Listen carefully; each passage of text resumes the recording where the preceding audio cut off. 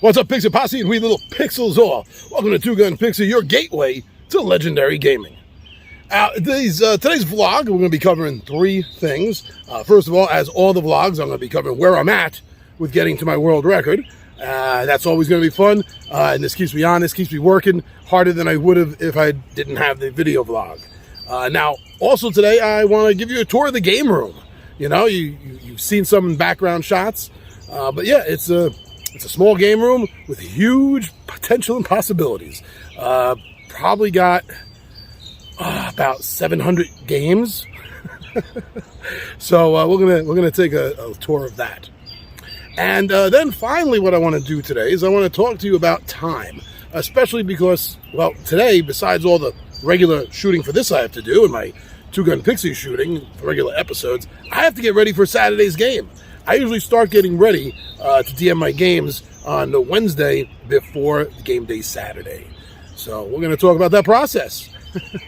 And otherwise, we're just out here. Hold on. We're just out the morning walk with our little girl, Lady Penny Lane.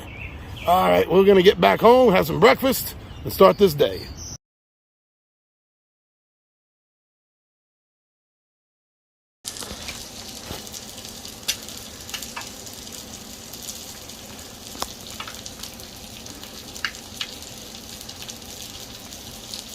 All right, got myself a nice little breakfast here, ready to go for the day. And in the background, I got some of my UAP UFO shows and me that I gotta go check out. And then it's gonna be time, right, Penny? Right, Penny? Moxie, gonna be time? Mojo? They're upset because they don't have this. All right, it's been a good day. I got 2 more videos, all right, in the can towards the goal. I also got next week, well, Sunday I drop the weekly schedule, so that's already dropped. And now I've also finished another Giacomo poem. Been a good day. I got a lot done on the side, cleaned the bathroom, did some more house cleaning. You know, you do what you got to do, and I get it all done. But I'll talk about timing later in the video. All right, let's see how my day went. Well, the hallway has been cleaned. I've gotten one video completely filmed and edited, uploading right now. And now it's time for a little lunch before I clean the bathroom, hit up another video, get that one ready, and continue on getting the game room ready for game day. Oh, all right. Let's see what's going on. All right. So I'm finished a couple of things, including filming Midday Monologue Monday on prepping for my basic Dungeons & Dragons role-playing game campaign session. So, how about a little tour? Whoa!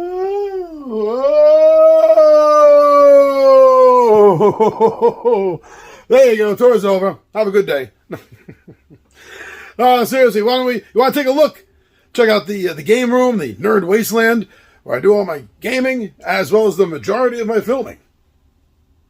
All right, let me flip the camera and show you around. All right, so entering the room, hopefully you will roll a crit, because you do have to roll for initiative. Oh, yeah, I thought I just finished filming for what I need to prep for my basic Dungeons & Dragons game. There you go. And, okay, why don't we start over here. Our Guardian Grimm and Orcus. You know Orcus from D&D. The name Orcus is the name of the scythe of the Grim Reaper. I'm not sure. A lot of people don't know that. There we go. Because death is always over the shoulders of the players. Okay, so I shelve things in a very particular manner. Okay, so this shelf here, the top I had to use for Sentinels of the Universe. Sentinels of the Multiverse. Especially when they came out with the big collection box. I had nowhere else to put it. It doesn't open in the front. No. It opens along the side. All right.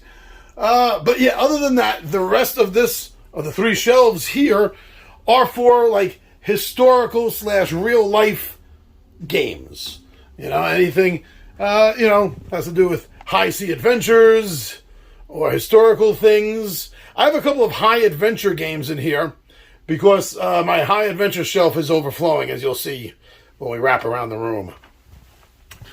Yeah, otherwise I don't, shelve them by name or title or anything. I just do it by size, with the largest box on the left, going down to the smaller ones on the right. But there's something else that I do, is all the games, no matter what shelf they're on, all the front of the box games all face the entrance door. They all face the entrance door. Every one of them. So over here we have horror. We have the horror games over here. And the top 2 shelves, this and that, are what I call general horror. You could probably see why by the titles of the games that are on there, as opposed to the next shelf down is all zombies. And the lower 2 shelves are all Cthulhu games. You know, when I first started really building up my board game collection years ago, I never realized how many Cthulhu games there were. So the next shelf, all the shelves on this one are sci-fi related. Sci-fi. Again, at the top I have general sci-fi games. Coming down to the next 2, I have franchise sci-fi games. Interesting category, right? And then I have deep space games, and apocalyptic games. Now we get to most people's favorite, and that's my fantasy shelves. The top is dedicated completely, as you can see, to Hero Quest and Return to Dark Tower. Well, a couple of things up in the top. But then otherwise, there's no real rhyme or reason until we get to the very bottom shelf. Those are games, fantasy games based on mythology. Now the superhero shelf. Oh, yes. Marvel Zombies, everything. Well, everything except the extra Hydra zombies. They wanted money for that way too late into the campaign. For me, anyway. Yeah, and then the Marvel Champions. So far, it is the complete collection at this time. I'm a completionist about that. And then also Marvel. There's a lot of Marvel games. Also Marvel, a different mix of Marvel games. Now, because I'm currently working on a Mutants and Mastermind campaign, I have all these books out, so it's kind of blocking. But I have DC games down here, and then non-company games. You know, games that have superheroes that are not Marvel or DC. That's why I was doing that. So let's... Hello, Columbia University. Things get a little messy over here. Well, I have to deal with these stacks. Okay, these stacks, I got to deal with them, do unboxings, do slideshow gaming photography for them. Whew. So over here, now we're getting away from board games. Over here we have, as you can see, a 5-shelf high, completely full stack of WizKids Warlock tiles. Hey, WizKids, you want to sponsor me? And, okay, so I lied. There are some more board games right over here. And this shelf is dedicated all and completely to Dungeons and Dragons. From the top where I have miniatures, hey guys, to the bottom 3 shelves after that, which are all Dungeons and Dragons board games. Second shelf there, the middle is almost completely dedicated to the now defunct, as far as I can tell, and dead cooperative adventure system. That's a crime. And then just a few more down there that I got fit in. And over here, trying to avoid the bright light, we have my stack of role-playing game books I've collected from the late 70s on. And stacked here in this tiny little corner that's going to be too bright to see unless I come in close, I got the top 2 shelves of my high adventure games. I don't have enough room in this room, I know. high adventure games. And then this shelf here is Gen X 80s board games. So there you go. There is a tour of my game room, filming room, the Nerd Wasteland. What's your game room look like? Huh? What's your favorite games in it? Let's find out. Time. We never have enough of it. We always seem to be looking for it. And it seems to be half our lives are almost slipped away at times. So where is all this time found? Well, first of all, what the hell are people doing sleeping till like 8 or 9 o'clock in the morning? I mean, even before our house guest Penny, who's used to earlier walks than the two dogs that we have here, Mojo and Moxie, I was still getting up an average of 5:30 in the morning, because the earlier you get up, the more time you have to get shit done. Let's face it, most people, if they're anything like me, you're going to get most of your shit done more in the morning hours than the later hours.